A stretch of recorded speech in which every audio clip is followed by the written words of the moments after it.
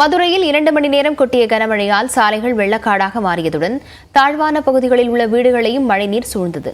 திருப்பூர் மாவட்டத்தில் மழைநீர் பெருக்கெடுத்து ஓடிய தரைப்பாலத்தை கடக்க முயன்ற இளைஞர்கள் அடித்துச் செல்லப்பட்ட நிலையில் அதிர்ஷ்டவசமாக உயிர் தப்பினர்.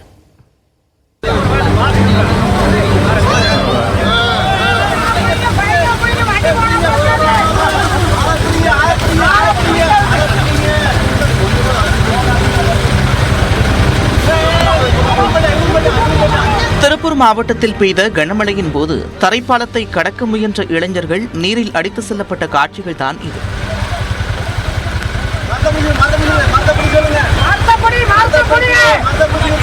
குன்னத்தூர் அருகே உள்ள அணைப்பகுதியில் 2 குட்டைகள் முழுவதுமாக நிரம்பியதால் அதிலிருந்து வெளியேறிய உபரி நீர் கோபி திருப்பூர் நெடுஞ்சாலையில் வெள்ளம் போல ஓடியது.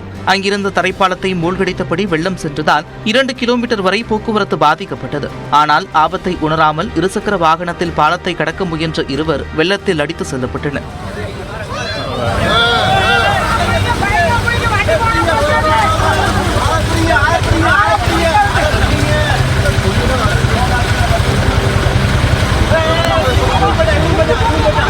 உயிருக்கு போராடிய இருவரையும் மீட்க அருகிலிருந்த மேலும் சில இளைஞர்கள் முயன்ற நிலையில் மேலும் இருவர் நீரில் அடித்து செல்லப்பட்டனர்.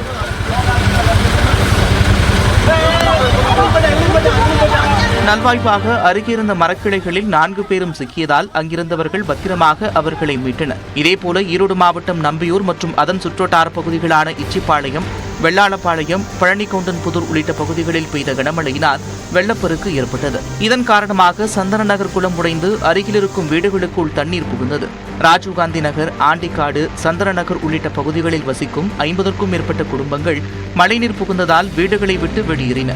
இதனையடுத்து அவர்களை பாதுகாப்பான இடங்களில் காவல்துறையினர் மற்றும் வருவாய்த்துறையினர் தங்க வைத்தனர்.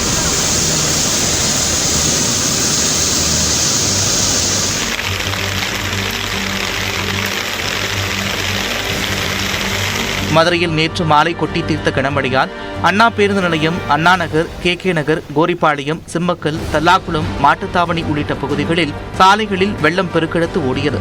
மதுரை தெப்பக்குளம் அருகே உள்ள நிர்மலாப்பள்ளி, பெரியார் நிலையம் உள்ளிட்ட பகுதிகளிலும் வாகன ஓட்டிகள் கடும் சிரமத்திற்கு ஆளாகினர்.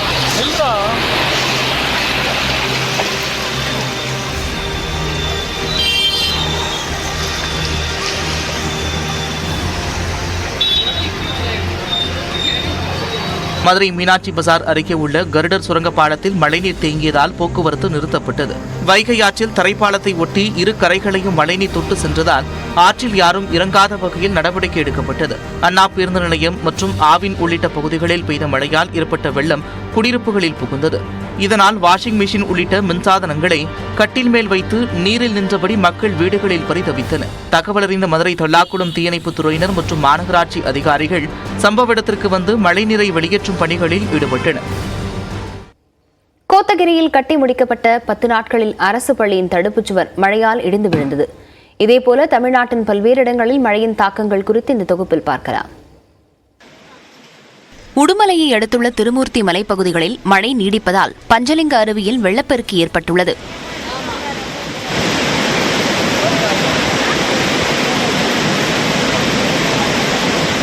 இதனால் ஆற்றின் நடுவே உள்ள அமனலிங்கேஸ்வரர் கோயிலுக்கு செல்ல பக்தர்களுக்கு தடை தொடர்வதாக தெரிவிக்கப்பட்டுள்ளது.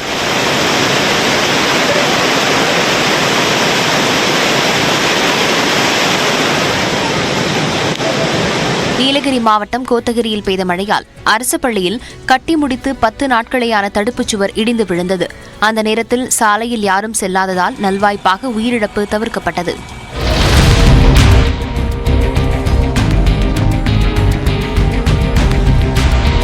திருவண்ணாமலை மாவட்டம் ஜவ்வாதுமலையில் பெய்த மழையால் பீமன் நீர்வீழ்ச்சியில் தண்ணீர் ஆர்ப்பரித்து கொட்டியது.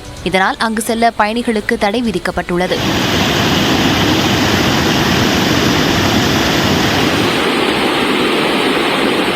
காரைக்குடியில் 1 மணி நேரம் பெய்த மழைக்கு கழிவுநீருடன் கலந்து மழைநீர் வீடுகளுக்குள் புகுந்ததால் மக்கள் அவதியடைந்தனர்.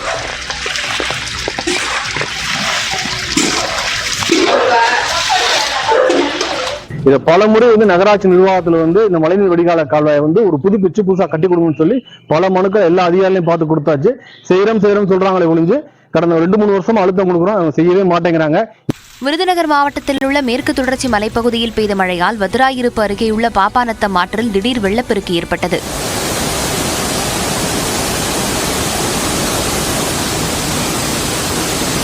திண்டுக்கல் அருகே அய்யலூர் சுற்றுவட்டார கிராமங்களில் கனமழை காரணமாக தக்காளி பயிர்கள் தண்ணீரில் மூழ்கியதால் விவசாயிகள் கவலையடைந்துள்ளனர்.